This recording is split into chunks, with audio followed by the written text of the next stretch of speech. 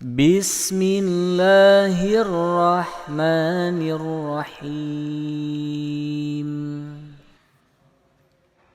Innal hamdalillah nahmaduhu wa nasta'inuhu wa nastaghfiruh wa na'udzu billahi min shururi anfusina wa min sayyiati a'malina may yahdihillahu fala mudilla lahu wa may yudlil fala hadiyalah.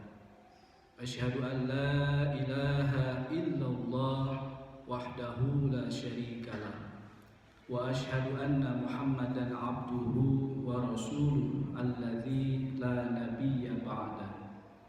Allahumma fasholli wa sallim ala nabiyyina Muhammad wa ala alihi wa sahbihi ajmain. Ayyuhal hadirun, usikum wa nafsi bitaqwallah faqad fazal muttaqun. A'udzu billahi minasy syaithanir rajim. Bismillahirrahmanirrahim. Wal 'asri innal insana lafi khusr illal ladzina amanu wa 'amilus solihati wa tawasaw bil haqqi wa tawasaw bis sabr. Al-ayah. Shadaqallahul azim. Jamaah Jumat rahimakumullah, puji dan syukur marilah kita senantiasa panjatkan ke yang maha ghafur, yang maha mengampuni atas segala dosa dan khilaf kita,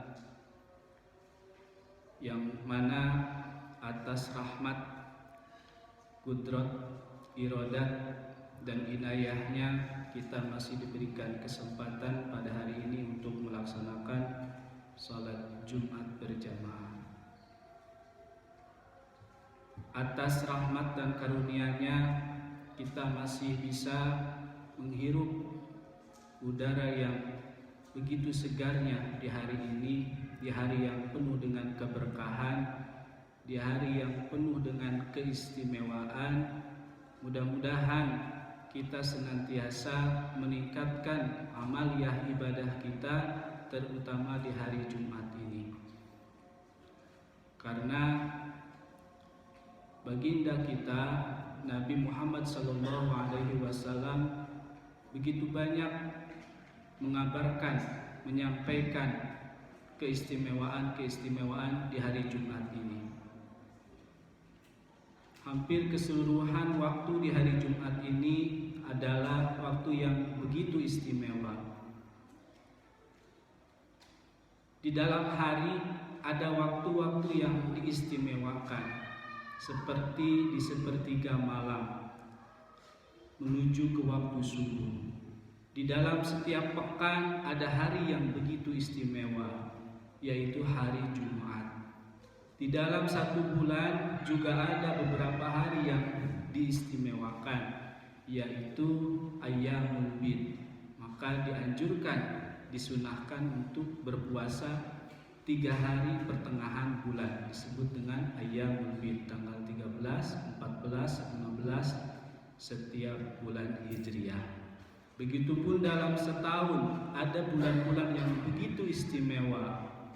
Ada bulan Ramadan, ada Muharram, Dzulqa'dah, Dzulhijjah, Sya'ban.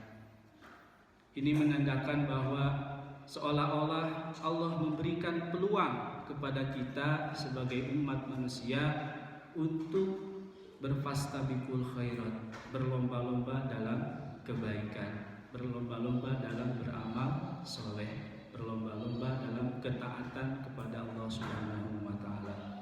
Salawat dan salam semoga senantiasa tercurah limpahkan kepada junjungan kita, tauladan kita semua, contoh kita, panutan kita, yakni Nabi Muhammad SAW.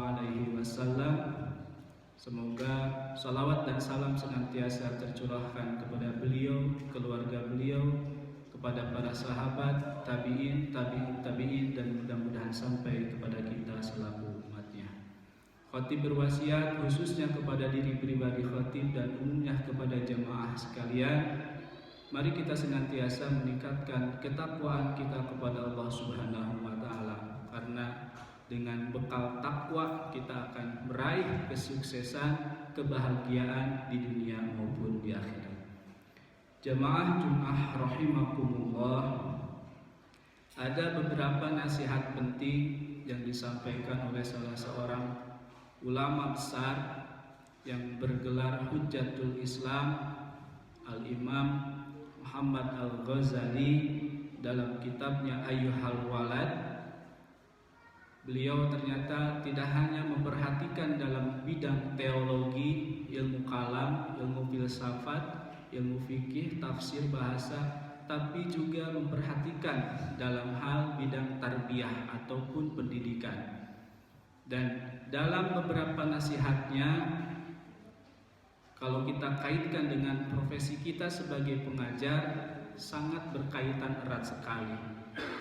Apa sajakah wasiat beliau yang disampaikan kepada para muridnya atau pada para siswanya dalam kitab Ayyuhal Walad? Di antaranya yang pertama adalah beliau sangat mewanti-wanti terhadap ilmu yang dipelajari. Kita sebagai guru yang mentransfer ilmu pengetahuan kepada anak didik kita, jangan sampai hanya mentransfer ilmu pengetahuan saja, tapi perhatikan aspek kebermanfaatan ilmu tersebut bagi anak-anak kita. Dan ini sejalan dengan doa yang senantiasa dipanjatkan oleh Rasulullah SAW dan para sahabat pengikutnya, para ulama, dan sampai kepada kita juga, kita sering membacanya setiap pagi. Allahumma inna nas'aluka ilman nafi'a. Ya Allah, kami memohon kepadamu ya Allah, ilman nafi'a, ilmu yang bermanfaat. Apa indikator ilmu yang bermanfaat? Di antara indikatornya adalah ketika orang mempelajari ilmu tersebut, bertambah kecintaannya kepada Allah, bertambah ketaatannya kepada Allah, bertambah keyakinannya bahwa ilmu tersebut benar-benar bermanfaat untuk beribadah kepada Allah. Bahkan nanti kalau kita kaji lebih lanjut, ternyata Al-Imam Ghazali telah mengklasifikasikan, mengelompokkan mana ilmu yang fardu ain, mana yang fardu kifayah, mana yang ilmu itu harus dikuasai oleh setiap individu sebagai muslim. Ada juga ilmu yang hanya boleh dikuasai atau dimiliki oleh sebagian orang. Apa saja di antaranya ilmu yang wajib dikuasai oleh setiap individu? Di antaranya adalah al-ilmu tauhid, ilmu tentang tauhid, keesaan Allah, yang berkaitan dengan mentauhidkan Allah. Hanya Allah yang berhak disembah, hanya Allah yang hanya diibadahi oleh kita. La ilaha illallah, tidak ada Tuhan yang diibadahi kecuali Allah Subhanahu wa ta'ala. Begitupun dengan ilmu fikih yang berkaitan dengan diantaranya adalah tata cara beribadah. Maka ketika anak kita sudah mencapai usia 7 tahun, dalam riwayat hadis dikatakan, ajaklah mereka untuk mulai diajak sholat. Tidak hanya diajak sholat saja, tapi mulai diajarkan tata cara atau kaifiat sholat tersebut. Mulai dari bacaannya, gerakannya, rukunnya, sunnah-sunnahnya, itu mulai diajarkan. Itulah diantara tanda-tanda ataupun contoh-contoh ilmu yang fardu ain yang wajib dimiliki atas setiap individu sebagai muslim. Nah, adapun untuk ilmu yang lainnya, ya, yang hanya dikuasai oleh boleh sebagian orang, seperti ilmu kedokteran, karena tidak semua orang pasti jadi dokter, tidak semua orang jadi insinyur, tidak semua jadi pedagang. Tapi bagaimana kita menjadi pedagang yang bermakrifat kepada Allah, yang taat sama Allah. Jadi dokter tetap taat sama Allah, jadi politisi tetap taat sama Allah. Basicnya adalah agamanya. Mudah-mudahan itu menjadi pengingat bahwa kita sebagai pendidik, mari kita sama-sama bermuhasabah diri dan sama-sama mengingatkan anak-anak kita bahwa pendidikan agama terutama adalah pendidikan yang paling utama untuk mencapai kesuksesan dan kebahagiaan di dunia maupun di akhirat. Barakallahu li wa lakum.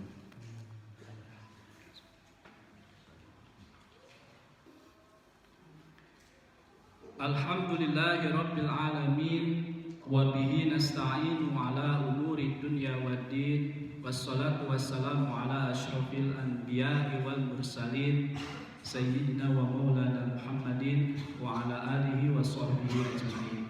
Ayuhal hadirun, usikum wa nafsi bi taqwallah faqad fazal muttaqun. A'udzu billahi minasyaitonir rajim. Bismillahirrahmanirrahim. Innallaha wa malaikatahu yusholluna 'alan nabi. Ya ayyuhalladzina amanu sallu 'alaihi wa sallimu taslima. Jamaah Jumat rahimakumullah.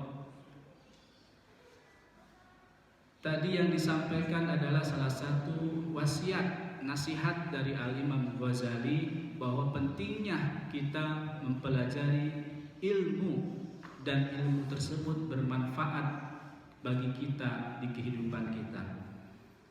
Dan kita harus benar-benar berlindung kepada Allah dari ilmu yang sia-sia. Apakah dari segi ilmunya itu yang sia-sia? Belum tentu. Karena banyak ya beraneka ragam keilmuan yang tentunya kita tidak bisa membedakan prioritas manakah ilmu yang harus dikuasai oleh kita. Maka ada doa ya, di antara doa yang kebalikan tadi. Kalau yang tadi Allahumma inni as'aluka ilman nafi'a, kalau ini doanya Allahumma inna na'udzubika min ilmin la yanfa'. Ya Allah, aku berlindung kepadamu dari ilmu yang tidak bermanfaat, dari ilmu yang justru dengan ilmu tersebut menjauhkan diri kita dari Allah Subhanahu wa ta'ala, yang hanya membebani kita saja, tidak menambah kecintaan dan keyakinan kita kepada Allah Subhanahu wa ta'ala. Bahkan ada sebuah ancaman ya, barang siapa nanti yang tidak bisa memanfaatkan ilmunya dengan baik, dengan ilmunya tidak menambah kecintaan kepada Allah, ketaatan kepada Allah, ketakwaan kepada Allah, maka ilmunya tersebut bisa jadi menjerumuskan di akhirat nanti menuju ke pintu neraka. Na'udzubillahi min dzalik. Kemudian di antara nasihatnya juga adalah memanfaatkan waktu. Pentingnya kita sebagai manusia membagi, manage waktu ketika di dunia ini dengan baik, sehingga keseluruhan 24 jam sehari yang diberikan oleh Allah itu bernilai ibadah. Mulai dari bangun tidur, beraktivitas sampai tidur lagi, dinilai dan diisi dengan ibadah. Mudah-mudahan segala aktivitas kita yang kita lakukan setiap hari, yang diiringi dengan niat ibadah kepada Allah, diiringi dengan bismillah, diiringi dengan doa-doa harian, kita bisa menjadi manusia-manusia yang dinilai 24 jam ibadah kepada Allah Subhanahu wa ta'ala. Mari kita akhiri dengan berdoa. Mudah-mudahan Allah senantiasa memberikan ampunan, Allah memberikan perlindungan, Allah memberikan keselamatan kepada diri kita, anak-anak kita, siswa kita, keluarga kita, orang tua kita, kaum muslimin wal muslimat, dan keseluruhan jamaah mukminin dan mukminat. Semoga Allah memberikan perlindungan semuanya. Allahumma sholli ala habibina wa syafi'ina wa maulana Muhammad wa barik wa sallim wa radhiyallahu ta'ala an kulli sahabati Rasulillah ajmain. Amin ya Allah ya rabbal alamin. Allahumma ighfir lil muslimina wal muslimat wal mu'minina wal mu'minat al ahya minhum wal amwat. Allahumma aghnina bil ilmi wa zayyina bil hilmi wa akrimna bit taqwa wa jammilna bil afiyah. Allahumma inna na'udzubika minal azzi wal kasali wa na'udzubika minal jubni wal bukhli wa na'udzubika min ghalabati daini wa qahri rijal. Rabbana atina fid dunya